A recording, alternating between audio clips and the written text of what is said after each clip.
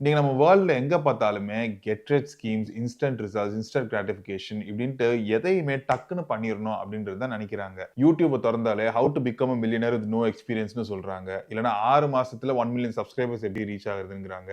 எங்க பார்த்தாலுமே ரிசல்ட்ஸ் தான். அதாவது ஒரு காலத்துல எந்தெந்த விஷயங்கள்லாம் நீங்க கஷ்டப்பட்டு முயற்சி பண்ணி ரீச் பண்ண வேண்டிய விஷயங்கள் அப்படின்னு சொன்னாங்களோ, அது எல்லாமே பண்றதுக்கு இன்னைக்கு ஷார்ட் கட்ஸ் இருக்கு அப்படின்னு சொல்றாங்க. அண்ட் இந்த மாதிரி கன்டென்ட்லாம் பார்க்கும்போது எனக்கு ஒரு சைனீஸ் விவசாயியோட கதை தான் ஞாபகம் வருது.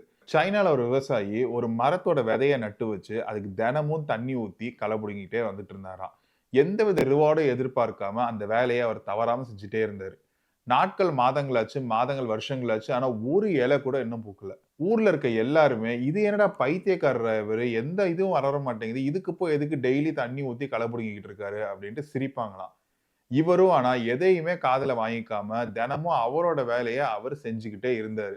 5 வருஷம் ஆகியும் ஒரு சின்ன இலை கூட பூக்கல. ஆனா அந்த 5வது வருஷம் சம்திங் மேஜிக்கல் ஹேப்பன். மண்ணுல சின்னதா ஒரு இலை பூக்குது. அண்ட் அந்த இலை வெறும் 6 வாரத்துல 80 அடிக்கு வளருது. ஊர்ல சுத்தி இருக்கவங்களுக்கு அந்த விவசாயி என்ன மரம் விதைச்சாருன்றதே தெரியாது. ஆனா அந்த 80 அடி மேல ஸ்ட்ராங்கா வளர்றதுக்கு முக்கியமான ரீசன் அந்த 5 வருஷம் அந்த வேர்கள் ஸ்ட்ராங்கா வளர்ந்தது தான். அந்த விவசாயிக்கு மட்டும் தான் தெரியும் அவர் விதைச்சது சாதா மரம் கிடையாது. ஒரு மூங்கில் மரம் அப்டின்ட்டு. சுத்தி நின்னு 5 வருஷமா சிரிச்ச எல்லா ஊர்க்காரங்களும் இன்னைக்கு அந்த விவசாயிய பாராட்ட ஆரம்பிக்கிறாங்க. அண்ட் இதே தான் நம்ம லைஃப்லயும். நிரந்தர வளர்ச்சிங்கிறது ஷார்ட் கட்ஸ்னாலயோ, இல்ல இன்ஸ்டன்ட் சக்சஸ்னாலயோ வந்துராது.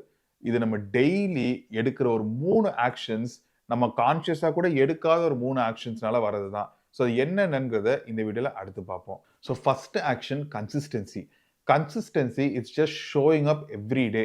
எந்த ஒரு ரிவார்டும் எதிர்பார்க்காம ஏதோ ஒரு விஷயத்த நீங்க டெய்லி செய்றது தான் கன்சிஸ்டன்சி. கன்சிஸ்டன்சிங்கிறது என்னோட விஷயத்துல நான் 2 இடத்துல மட்டும் தான் நான் எதிர்பார்க்கிறேன். 1 என்னுடைய ஸ்கில்ல டெவலப் பண்றதுல, 2வது என்னுடைய பிசிக்கல் வெல் பீயிங்ல. ஸோ ஸ்கில்ல டெவலப் பண்றது அப்படின்னு நான் சொல்றது, என்னுடைய மைண்ட்ல நான் நினைக்கிற தாட்ஸ ஒரு ஸ்ட்ரக்சர்டு வேல கம்யூனிகேட் பண்றது தான் நான் டெவலப் பண்ண நினைக்கிற ஸ்கில். அண்ட் அத டெவலப் பண்ண நினைக்கிற மீடியம் யூடியூப். இன்னொரு மீடியம் நான் நியூஸ் லெட்டர் ஒண்ணு எழுதுறேன். It is more personal version of myself. அதோட லிங்க் வந்து டிஸ்கிரிப்ஷன்ல இருக்கு. இன்ட்ரெஸ்ட் இருந்தா நீங்க அதையும் சப்ஸ்கிரைப் பண்ணிக்கோங்க. பட் 1 ஹார் டெய்லி நான் கன்சிஸ்டன்ட்டா என்னோட ஸ்கில் டெவலப்மென்ட்க்கு ஃபோக்கஸ் பண்ண நான் குடுக்குறேன். அண்ட் பிசிக்கல் வெல் பீயிங்க்கு நான் 1 ஹார் ஸ்பெண்ட் பண்றது என்னோட ஜிம் ஒர்க்ல.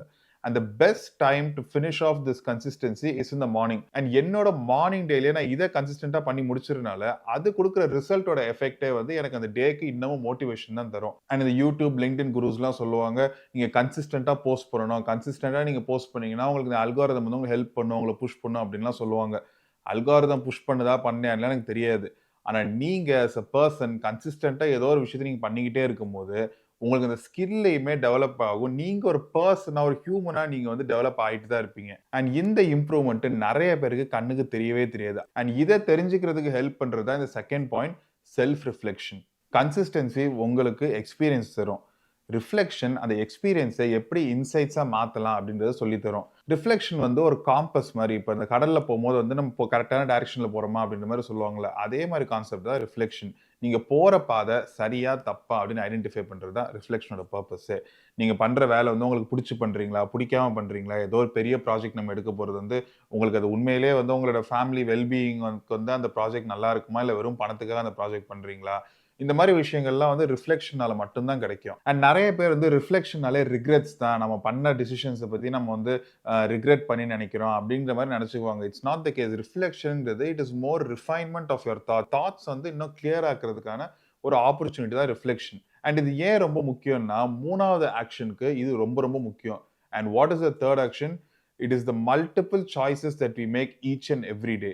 இந்த வீடியோ ஆரம்பத்திலேயே சொன்ன மாரி, எல்லாருமே வந்து ரிசல்ட்ஸ்ல மட்டும் தான் அப்சஸ் ஆயிருப்பாங்க. பட் அந்த ரிசல்ட்ஸ்க்கு போற பாதையில பல டிசிஷன்ஸ் நம்ம எடுக்க வேண்டியிருக்கும். இன்னைக்கு மார்னிங் நான் வந்து சீக்கிரம் எந்திரிக்கிறதா வேண்டாமா? இன்னைக்கு நான் ஜிம்முக்கு போறதா வேண்டாமா? இன்னைக்கு இந்த பெரிய ப்ராஜெக்ட் நான் எடுக்கிறதா வேண்டாமா? இந்த ப்ராஜெக்ட் நான் எடுத்தேன்னா என் வொர்க் லைஃப் வந்து அஃபெக்ட் ஆகுமா? ஆகாதா? இந்த மாரி பல டிசிஷன்ஸ் வந்து டெய்லி எடுத்துக்கிட்டு தான் இருக்கோம். அண்ட் தெரிஞ்சோ தெரியாமலோ இந்த எல்லா டிசிஷன்ஸுமே நம்ம அந்த கோல ரீச் பண்றதுக்கு அஃபெக்ட் பண்ணிக்கிட்டு தான் இருக்கோம். ஸோ எவ்வளவுக்கு எவ்வளவு இந்த டிசிஷன்ஸ்லாம் நீங்க யோசிச்சு கான்ஷியஸா எடுக்கிறீங்களோ, அவ்வளவுக்கு அவ்வளவு உங்க ஃபியூச்சர் கோல்ஸ் கூட அது அலைன் ஆகி இருக்கும். அண்ட் குட் நியூஸ் என்னதுன்னா, இது எதுவுமே ரைட் டிசிஷன், ராங் டிசிஷன் அப்படின்லாம் கம்ப்ளீட்டா கிடையாது. ஏதோ ஒரு டிசிஷன் நீங்க தப்பா எடுக்கிறீங்கன்னா, உங்க போற பாதையில இருந்து கொஞ்சம் விலகுவீங்க. அப்ப நீங்க என்ன பண்ணணும்? You should take another decision that takes you to the right path.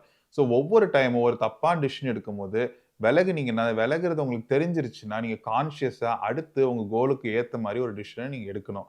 And இந்த 3 ஆக்ஷன்ஸ் அதாவது consistency, self reflection and making the small டிசிஷன்ஸ நீங்க ஒரு ப்ராசஸ் மாரி கன்டினியூஸா டெய்லி பண்ணிக்கிட்டே வர்றது பேரு தான் ரொமான்டிசைசிங் த ப்ராசஸ். இன்டர்நெட்ல என்னைய உட்பட 1000 பேர் சொல்லுவாங்க, அவங்களுக்கு அவங்க சர்க்கம்ஸ்டன்சஸ்க்கு என்ன மாரி ப்ராசஸ்லாம் ஒர்க் ஆச்சு அப்படிங்கிறது. So it is important that you iterate on different process. நான் சொன்னேங்கிறதுக்காக ஒண்ணு பண்ணாம, உங்களுக்கு எந்த விஷயத்த கன்சிஸ்டன்ட்டா பண்ண புடிக்குது, உங்களுக்கு எந்த விஷயம் வந்து நீங்க ரிஃப்ளெக்ட் பண்ணும்போது எனக்கு இது புடிச்சிருக்கு, இல்ல இதுதான் என்னோட பாதைக்கு சரி அப்படிங்கிறத நீங்க பண்ணி, அத நேசிக்கிறது தான் ரொமான்டிசைசிங் த ப்ராசஸ்.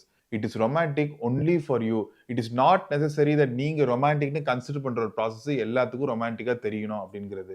அண்ட் இந்த ப்ராசஸ் நீங்க ஃபாலோ பண்ணும்போது கண்டிப்பா உங்க லைஃப்ல சக்சஸ் இருக்கும். அண்ட் உங்க வாழ்க்கைய திரும்பி பார்க்கும்போது உங்களுக்கு அப்ப புரியும் இந்த சக்சஸ் எல்லாரும் பார்த்து பாராட்டுன டைம்ல அந்த சக்சஸ் கிடையாது. யாருமே பார்க்காத சமயத்துல நீங்க உட்கார்ந்து தண்ணி ஊத்தி, களை புடுங்கி, அந்த வேர்கள ஸ்ட்ரெங்தன் பண்ணீங்க பார்த்தீங்களா?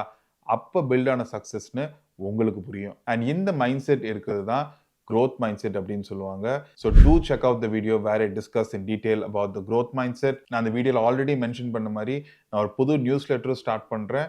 ஸோ அதுல உங்களுக்கு இன்ட்ரெஸ்ட் இருந்துச்சு, உங்களுக்கு நியூஸ் லெட்டர்ஸ் படிக்கிற இன்ட்ரெஸ்ட் இருந்துச்சுன்னா do check that out. And இந்த வீடியோ உங்களுக்கு வேல்யூபிளா இருந்துச்சுன்னா மறக்காம like, share and subscribe so that YouTube இதே வேல்யூ மத்தவங்களுக்கும் ஷேர் பண்ணும். அடுத்த வீடியோல சந்திப்போம்.